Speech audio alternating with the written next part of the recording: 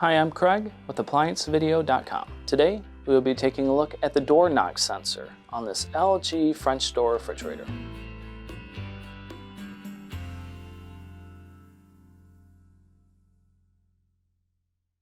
Stop. Before beginning any repair, always be sure to disconnect the power to the appliance. It is also recommended to test the outlet for the proper voltage. Remember to also turn off the water. The main reason you would be replacing a door knock sensor is if you knock on the door and it will not emit light. Now, click on the link below to view this repair video. ApplianceVideo.com guides you step by step, giving you the confidence to avoid recalls and callbacks, also saving time on repairs. Whether you're up against an uncommon repair or the latest appliance on the market, our videos have been created with you in mind.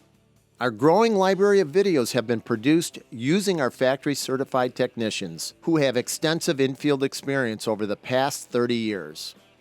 ApplianceVideo.com provides high-quality repair videos that anyone can follow, regardless of their skill level. We are here to help. Click on the link below to view this repair video and let us help you do it right the first time.